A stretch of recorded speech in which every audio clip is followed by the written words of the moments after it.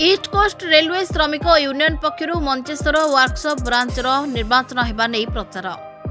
चलित वर्ष east Coast Railway Shramik union पक्षर Mancheswar workshop ब्रांचर निर्वाचन होगा नहीं गणमाध्यम को एक सूचना दी जाएगी। आसंता काली निर्वाचन होगाकू बेले बहु दिन होब विभिन्न दाबी नहीं आम हक आमको फेराइबा दरकार कहते निर्वाचन प्रार्थी माने। एहासह एथर लोक माने ठीक जवाब देबे बोली कहते। पूर्वर जो माने निर्वाचन में सांगठनिक दायित्व में थिले सही रेलवे स्टाडियम को पब्लिक लोकों को व्यावसायिक भित्तिक विभिन्न कार्यक्रम में लगाउथिले, जहाद्वारा रेलवे कर्मचारी माने वंचित होते। आज से माने निजर क्षोभ प्रकाश करी वार्ता देछंती। आसंता निर्वाचन में आमे उचित जवाब देबु। मु Alok Sahu East Coast Railway employee Mancheswar railway employ.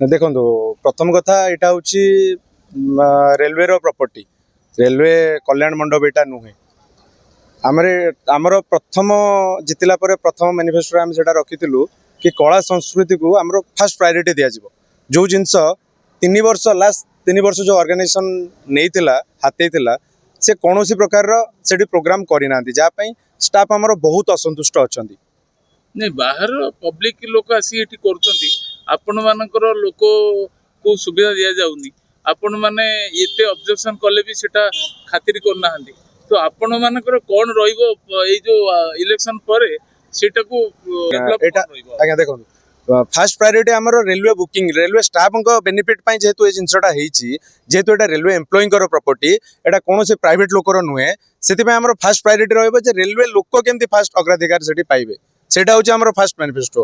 बाकी कला संस्कृति को आमर माने पूर्वर भी कहीलु एबे मध्य कहूछु से जिनस को आमे फास्ट प्रायोरिटी दबु। अपन परचटा मु Dipti Ranjan Swain Mancheswar East Coast Railway Shramik Union youth coordinator. अपन यूथ कोऑर्डिनेटर थिया प्रथमतः हमर बुकिंग जो होची जोटा बुकिंग अछि 500 टंका हमें ताको टंकाटे करिवु जे भी हमर बुकिंग करिवे अछंदी मेंबर तांका पई टंकाटे करिवु तापरे हमर इंजीनियर एसोसिएशन जो सुपरवाइजर भाई मैंने अछंदी तांका पई जेतोले से माने बुकिंग करछंदी तांकर मीटिंग होची सेटा फ्री करिवु।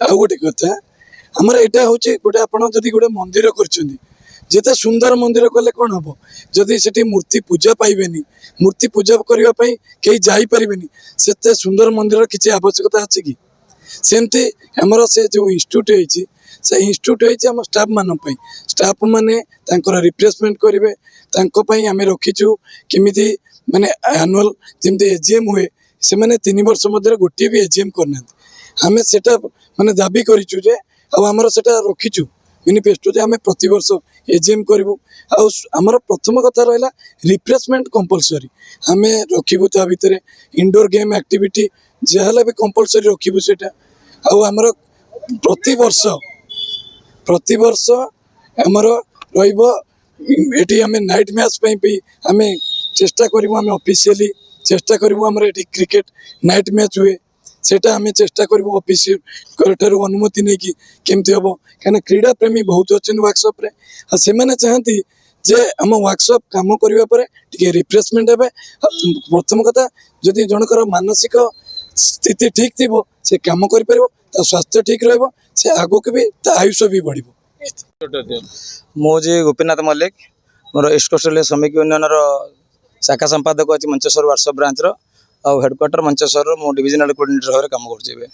अपन गला दिन रे थिला अपन गोटे धारणा ना एटा एक्चुअली जो निर्वाचनटा होछि हमर इंस्टीट्यूट रे एक्चुअली 3 वर्ष को थरे होछि एटा 2021 रे हेतिला तनो 2021 परे वर्तमान ए जो टेन्योर सरला बे सितंबर 23 रे टेन्योर सरबो सेति पय निर्वाचनता पूर्वरु एटा को आयोजन करा छै। जो गला देखो डेवलपमेंट देखिया गले लास्ट 3 वर्ष रे एक्चुअली सेमति किछ बेसी हेई नाही तार जो मूलदुआ थिला इंस्टीट्यूट को आमे तार मूलदुआ जो तला आम कमिटी हाथ रे थिला सेते बेले तार मूलदुआ को आमे पकेइथिलु सेठी तार बाउंड्री वॉल गेट टू नै कि तार पूरा ऊपर रूफ जाए एवं रोसई घर जते तळ पीबल्स टू नै स्टेज माने टोटल काम आमे सब करिथिलु। तो एबे जो कमिटी अछि से माने केवल जते रास्ता हला रास्ता जो गेट टा चेंज करी कलर दैचंती आ बाकी गोटे स्टेज टा जो पैसा आमे देई के आस्तिलु कोरोना पीरियड रे हेई पारि नथला सेही पैसा रे से माने स्टेज टा को करिसंती बस एतिक बेत से माने एक्स्ट्रा किछ करि नाथि। अभी भी विभिन्न अभियोग सुनिछु लोक माने अभियोग मध्ये এবং ইলেকশনরে উচিত জবাব দেবে বলে লোকମାନେ କହିଛନ୍ତି ଆପଣ କ'ଣ କହିବେ? 100% লোক এর জবাব দেবে। এর লোক পুরা মন মানে পুরা বান্ধি দিয়েছেন যে আমি যে মানে যে কল্যাণ মণ্ডপ করেছেন আমার সেটা ইনস্টিচ্ୟୁଟ୍ সেটি ଆମ ଲୋକମାନଙ୍କ ପାଇଁ ଆମୋଦ ପ୍ରମୋଦ ପାଇଁ ସେ ଇନଷ୍ଟିଚ୍ୟୁଟ୍ଟା ଅଛି। କିନ୍ତୁ ବର୍ତ୍ତମାନ ଯେଉଁ କମିଟି ଅଛି ସେଟାକୁ ଗୋଟେ ପିଓରଲି କଲ୍ୟାଣ ମଣ୍ଡପ କରିଦେଇଛନ୍ତି। ସେମାନେ କମିଶନ ନେଇ ଲୋକଙ୍କୁ ବୁଲି ବୁଲି ଯୋଗାଡ଼ କରୁଛନ୍ତି କିଏ ବୁକିଂ ନେବ। ତେଣୁ ଲୋକ ଯେଉଁ ଆମର ଅଶାନ୍ତି ଯେଉଁ ଲୋକମାନଙ୍କ ମନ ଭିତରେ ଅଛି ସେ ତାର ଜବାବ କାଲି ନିଶ୍ଚିତ ଭାବେ ଭୋଟ ମାଧ୍ୟମରେ ଦେବେ। ଧନ୍ୟବାଦ। ସାର୍ ଆପଣ ପରିଚୟ ଟିକେନ୍ ଜେନା କ'ଣ କହିବେ? ଆପଣଙ୍କର ଇଲେକ୍ସନ କାଲି ଅଛି ଆଉ ଆପଣମାନଙ୍କର ବି କିଛି ଆମର ତ ଷ୍ଟାଫ୍ ମାନଙ୍କର ମନରେ ବହୁତ ଅସନ୍ତୁଷ୍ଟ ରହିକି ଅଛି ଯେ ଇନଷ୍ଟିଚ୍ୟୁଟଟା ହେଉଛି ଏଇଟା ହେଉଛି ଷ୍ଟାଫ୍ ବେନିଫିଟ୍ ପାଇଁ ଗୋଟେ ଜିନିଷଟା ହେଇଥିଲା। ସେଇଟା ହେଉଛି ଷ୍ଟାଫ୍ ମାନେ ସେଠି ଇନଷ୍ଟିଚ୍ୟୁଟ୍ ଯାଇକି ସନ୍ଧ୍ୟାବେଳେ ଏଠୁ ଯେଉଁ ପରିଶ୍ରମ କଲେ ସେଠି ଯାଇକି ସନ୍ଧ୍ୟାବେଳେ ଟିକେ ରିଲାକ୍ସ ହେବେ କି କିନ୍ତୁ ଏବେ ଇନଷ୍ଟିଚ୍ୟୁଟଟାକୁ ସେ ଇନଷ୍ଟିଚ୍ୟୁଟକୁ ପରିବର୍ତ୍ତନ କରିକି କଲ୍ୟାଣ ମଣ୍ଡପ କରିଦେଇଛନ୍ତି। ଆଉ ସିଏ ଯେଉଁ ଗୋଟେ ମୋଟୋ ରଖିଥିଲେ ପୂର୍ବଥରକୁ ଯିଏ ସତ୍ତାକୁ ଆସିଥିଲେ ଆଉ ତାଙ୍କର ଗୋଟେ ମୋଟୋ ଥିଲା 360 ଡିଗ୍ରୀ ଆମେ ଚେଞ୍ଜ କରିବୁ। ସେ 360 ଡିଗ୍ରୀ ଚେଞ୍ଜ ଯେଉଁ ସେ ଲୋକଙ୍କ ଆଗରେ ସେ ପରିକ୍ରମା କରିଥିଲେ ଯେ ନାଇଁ ଆମେ ଲୋକଙ୍କୁ 360 ଡିଗ୍ରୀ ଚେଞ୍ଜ କରିକି ଦେଖିବାକୁ ସେ ଜିନିଷ ଚେଞ୍ଜ କିଛି କରିନଥିଲେ। 360 ଚେଞ୍ଜ ତାଙ୍କର ଉଦ୍ଦେଶ୍ୟ ଥିଲା ଇନଷ୍ଟିଚ୍ୟୁଟଟାକୁ ଆମର ରେଲୱେର ପ୍ରପର୍ଟିଟାକୁ ସେ ପ୍ରାଇଭେଟାଇଜେସନକୁ କରିଦେଇଥିଲେ। ପ୍ରାଇଭେଟ ଲୋକ ବେନିଫିଟ୍ ହେଲେ। ଇନଷ୍ଟିଚ୍ୟୁଟ ହେଉଛି ରେଲୱେର ପ୍ରପର୍ଟି।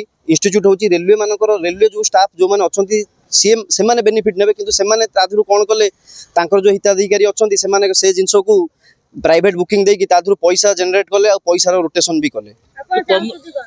ନାଇଁ ଆମେ ଚାହୁଁଛୁ ଇନଷ୍ଟିଚ୍ୟୁଟଟା ପ୍ରାଇଭେଟ ବୁକିଂ ନ ରହୁ। ପ୍ରାଇଭେଟ ବୁକିଂ କିଛି ଏମିତି ରେଲୱେ ଏତେ ଗୋଟେ ବହୁତ ବଡ଼ ଅର୍ଗାନାଇଜେସନ ଦେଖିବାକୁ ଗଲେ ଇଣ୍ଡିଆକୁ ହାଇଏଷ୍ଟ ଇକୋନୋମି ବି ଇଣ୍ଡିଆନ ରେଲୱେ ଜି ରହୁଛି। ରେଲୱେର କିଛି ରିକ୍ୱାରମେଣ୍ଟ ନାହିଁ ଯେ ବାହାର ଲୋକଙ୍କଠୁ ପଇସା ଆଣିବ ରେଲୱେ ଲୋକ ସଫର କରିବେ ଆଉ ବାହାର ଲୋକ ଏଠି ଇଏ ହେବେ। ରେଲୱେ ଲୋକଙ୍କୁ ଏଇଟା ଦିଆହେଉଛି ଯେ ନାଇଁ ରେଲୱେ ଲୋକ ଆଧିରେ ବେନିଫିଟେଡ୍ ହୁଅନ୍ତୁ। କାହିଁକିନା ରେଲୱେ ଲୋକ ଷ୍ଟାଫ୍ ହଉ ରେଲୱେ ଲୋକଙ୍କର କାହା ଝିଅ ବାହାଘର ହେଲା ରେଲୱେଙ୍କର କାହାର ପୁଅର ବ୍ରତ ଘର ହେଲା କି କିନ୍ତୁ ଏଠି ରେଲୱେ ଲୋକ କେହି ବେନିଫିଟ୍ ନେଉନାହାନ୍ତି। ରେଲୱେ ଲୋକଙ୍କର ଯେତେବେଳେ କିଛି ପ୍ରୋବ୍ଲେମ୍ ରହୁଛି ଆଧିରେ ବାହାର ଲୋକ ବେନିଫିଟ୍ ନେଉଛନ୍ତି। ରେଲୱେ ଲୋକ ସମସ୍ତେ ଡିସାଟିସ୍ଫାଇଡ୍ ହେଇକି ଅଛନ୍ତି। ଆପଣ ଯୋଉମାନଙ୍କୁ ଦେଇଥିଲେ ଏଇ ସିଲେକ୍ସନ କରିକିରି ଆପଣ ରଖିଥିଲେ ସେମାନେ ଏଇଭଳିଆ କାର୍ଯ୍ୟକଳାପ ପରେ ଆପଣମାନେ କେବେ ତାଙ୍କୁ ଅଭିଯୋଗ କରିଛନ୍ତି? ନାଇଁ ଅଭିଯୋଗ ହେଇଥିଲା ଷ୍ଟାଫ୍ ମାନେ ତ ଏଇ ଆଉ ମାସେ ପୂର୍ବରୁ ଆମର ପୂର୍ବଥରକ ଆଉ ଗୋଟେ ଏଇ ଅର୍ବାନ ବ୍ୟାଙ୍କ ଇଲେକ୍ସନ ଥ୍ରୁରୁ ଲୋକ ତାଙ୍କୁ ଦୃଢ଼ ଜବାବ ବି ଦେଇଥିଲେ। ସେଇ ମାଧ୍ୟମରେ ଆମର ଯେଉଁ ଇଲେକ୍ସନ ହେଇଥିଲା ଏଇ ତାଙ୍କୁ ପରାସ୍ତ କରିକି ଆମର ଏଇ ଶ୍ରମିକ ୟୁନିୟନ 7-2 ଲିଡ୍ ନେଇକି ଜିତିଥିଲା। ଲୋକଙ୍କ ମତ ବି ଚେଞ୍ଜ ହେଲାଣି। ଲୋକଙ୍କ ମାଇଣ୍ଡ ସେଟ୍ ଚେଞ୍ଜ ହେଲାଣି। ଲୋକ ଚାହିଁଲେଣି ଯେ ଆକ୍ଚୁଆଲି କୋଉ ସଂଗଠନ ଲୋକଙ୍କ ପାଇଁ କାମ କରୁଛି ଆଉ କୋଉ ସଂଗଠନ ଲୋକଙ୍କ ସାଥିରେ ଠିଆ ହେଉଛି। ବ୍ୟୁରୋ ରିପୋର୍ଟ ନାଉ ଓଡ଼ିଶା।